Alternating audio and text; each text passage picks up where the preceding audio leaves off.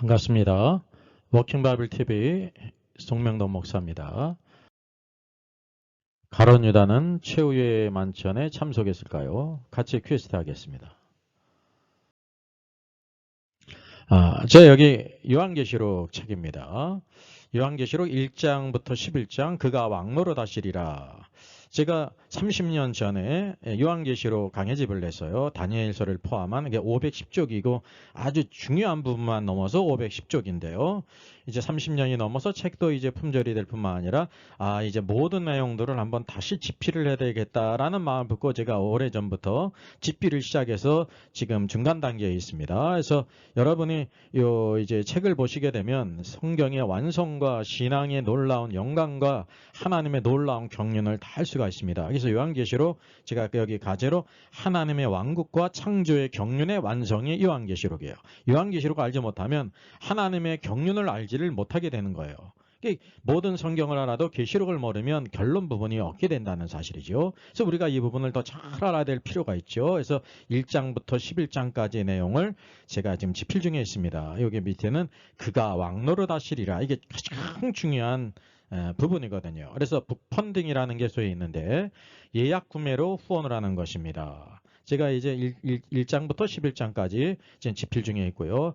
약 1000쪽에서 1100쪽 이렇게 분량이 될 것이고 양장본으로 이렇게 출판하게 될 것입니다. 우리 일선에서 수고하는 우리 목회자님들을 위해서 성도님을 위한 필독서로서 아주 심도 있게 30년 만에 재개정판을 새로 내게 됐습니다. 그래서 헬라어 원어가 있고 쉽게 또 발음도 달고 의미도 설명하면서 또 영어로도 병기를 해서 뭐 학생들이나 성도님이나 목회자들도 이해하기 쉽게 했고요.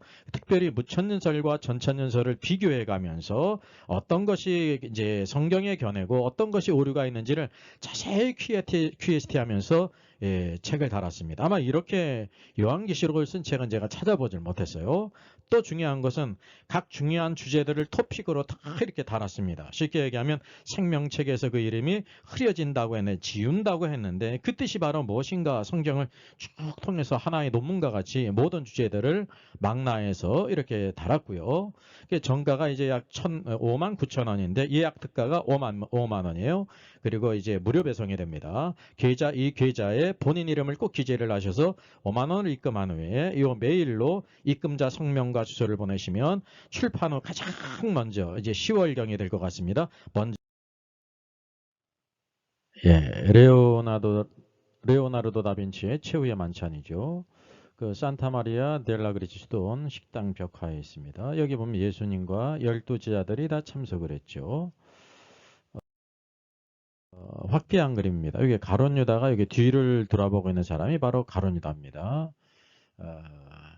내가 바로 팔자입니까? 서로 이렇게 다 돌아보게 될 때 이 그림을 이제 레오나르도 다빈치가 그린 것입니다. 가룟 유다와 함께 모든 제자들이 최후의 만찬에 다 참석을 했습니다. 가룟 유다는 세족식에 참여했을까요? 예, 참석하지 않았다. 참석했다. 예, 참석했습니다. 예수님께서 마가복음 14장 16절을 보게 되면 제 아들이 성내로 들어가서 예수의 말씀대로 유월절 음식을 준비했어요. 날이 저물었고 12를 데리고 가서 다 앉아 먹을 때 이렇게 만찬이 이렇게 시작된 것입니다. 그래서 만찬은 12명의 모든 제자들이 다 참석을 했던 걸 보게 됩니다. 그런 가운데 이제 그 제자들 가운데 한 사람이 예수님을 팔자에 대해서 이렇게 경고를 하시죠. 여기 말씀에서는 자세히 나오질 않습니다. 요한복음에서는 아주 자세히 나와요. 그래서 마가복음의 최후의 만찬이라고 불리는 첫 부분은 일반 만찬이 있어요. 이렇게 떡을 떼시며 식사한 만찬이 있고요. 그 이후 12절 이하를 보게 되면 이렇게 만찬을 먹을 때 예수님께서 떡을 가지시고 축복하시면서 제자들에게 주시고 받으라. 이것은 내 몸이라 주님의 십자가에 찢기시는 몸을 기념하는 그 이제 떡을 주셨고 잔을 가지시고 감사기도 하신 다음에 이것은 많은 사람을 위하여 흘리는 나의 피 곧 언약의 피다라고 말씀하셨습니다. 그래서 이 최후의 만찬을 보게 되면 성찬식 이제 만찬은 참석했지만 성찬식에 가룟 유다가 참석했는지 참석하지 않는지는 여기에서는 불확실하게 보입니다. 그래서 최후의 만찬이라고 불리는 것은 전반부에 일반 식사의 만찬이 있고요. 후반부에 또 우리가 알고 있는 성찬식이 있습니다. 이게 성찬식이 중요한 부분이지 않습니까? 그래서 이제 그러면 이것이 어떻게 된 것인가 그럴 때 성경의 닥트린 전체 흐름을 보게 될 때 가룟 유다는 예수님을 믿은 적이 없는 사람이에요. 그리고 예수님을 팔지 않아서 배신자였죠. 예수님께서 계속해서 경고를 주셔서 가룟 유다에게 회개를 촉구하셨는데 그 회개하지 않았습니다. 그는 심지어 태어나지 않았으면 좋을 뻔했다 그랬고 제 곳으로 갔다라고 이렇게 말했습니다. 그는 또 회개하지 않고 자살을 했죠.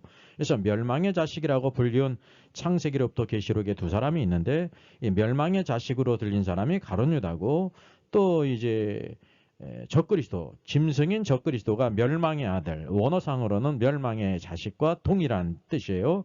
이게 단 두 사람만이 멸망의 자식이라고 불리운다는 사실이죠. 그래서 그는 구원받지 못한 사람입니다. 예수님께서 계속해서 그에게 사랑의 경고로 회개의 기회를 주셨지만 그를 거부하지 않았습니까? 그래서 오늘도 요한복음을 통해서 이것이 확실해져요. 왜냐하면 요한복음의 주제는 예수님이 하나님이시고 하나님이신 그분에게 무엇인 생명이 있고 참 빛이라는 것을 보여주고 있지 않습니까? 그래서 요한복음에만 그 가룟 유다에게 마귀가 들어가 생각을 넣고 그리고 결국은 마귀가 그에게 들어가서 마귀와 하나가 돼서 예수님을 팔았다는 것으로 이게 보여주고 있습니다.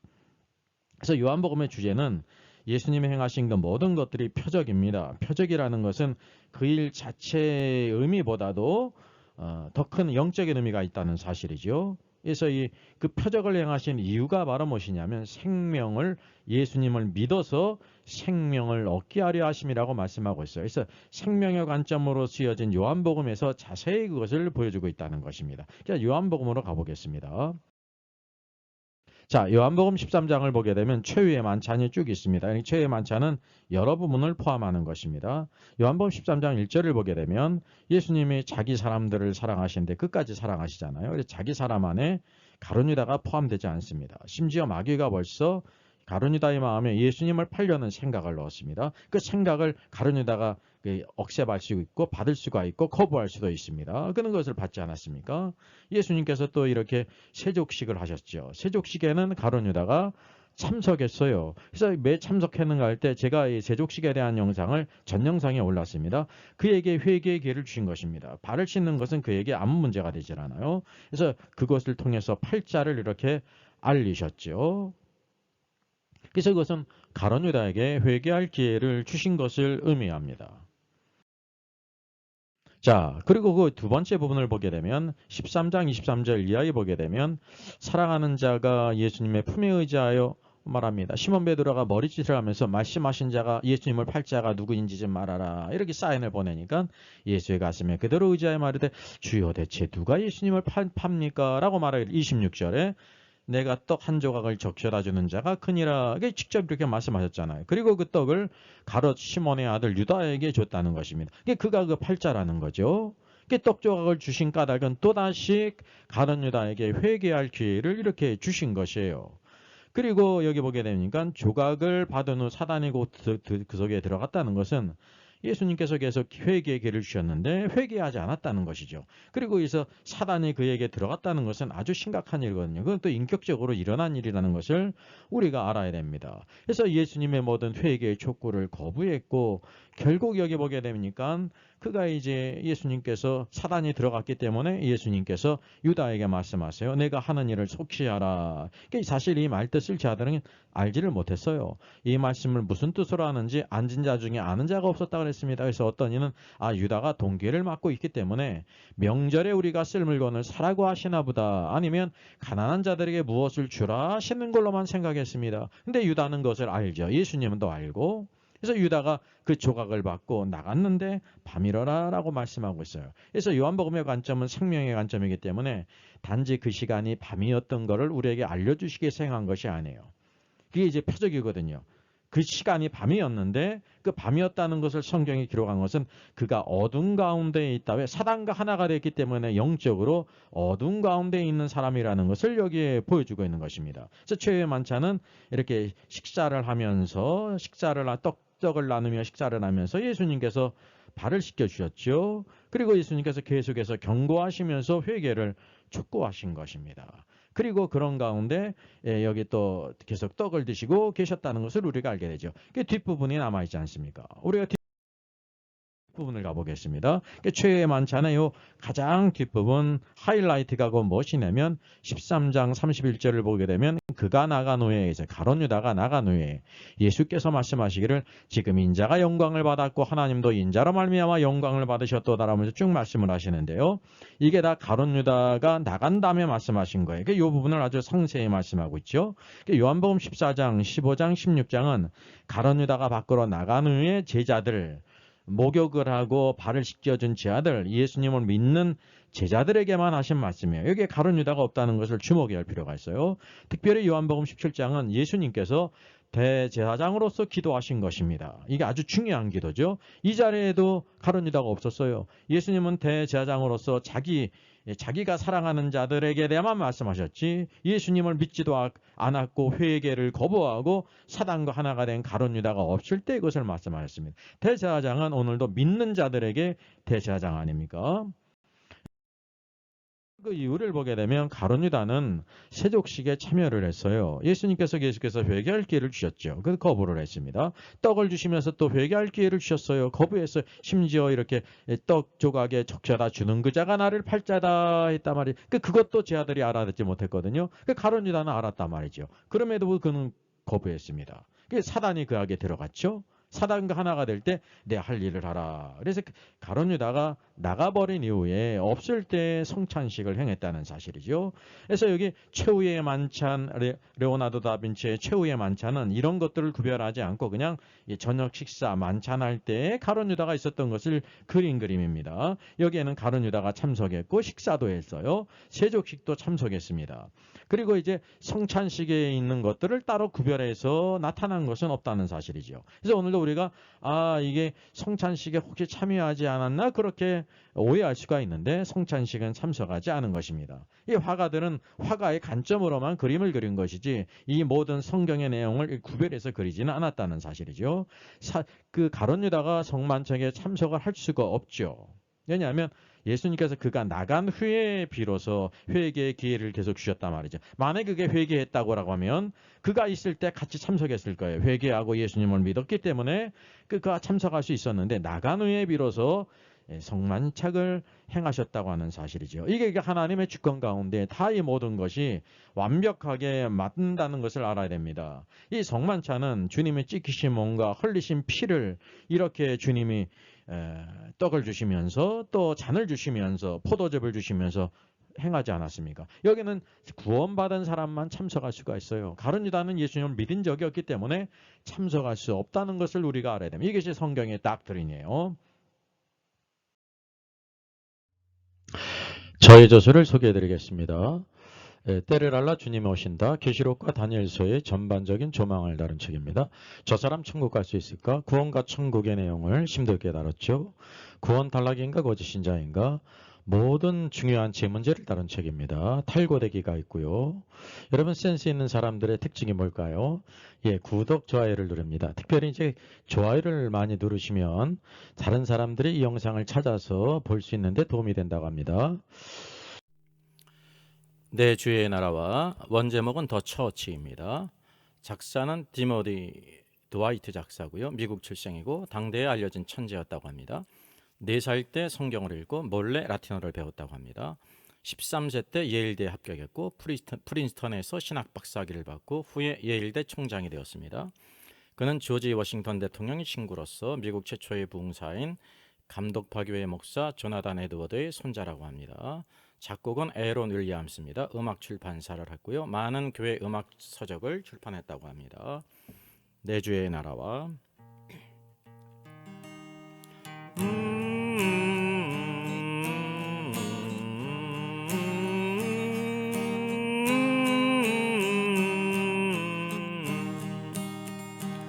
내 주의 나라와 주 계신 성전과 피 흘려 사신 교회를 늘 사랑합니다.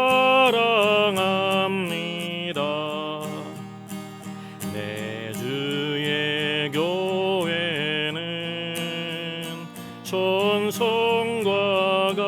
주옵소서. 눈동자같이 아끼사 늘 보호하시네. 이 교회 위하여 눈물과 기도로 내 생명 다하기까지 늘 봉사합니다. 성도의 교제와 교회의 위로와 구주와 맺은 언약을 늘 기뻐합니다. 하늘의 영광과 베푸신 은혜가 진리와 함께 영원히 시온에 넘치네.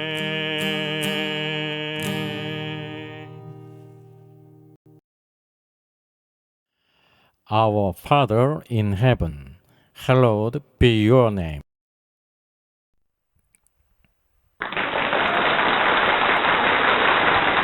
수고하셨습니다.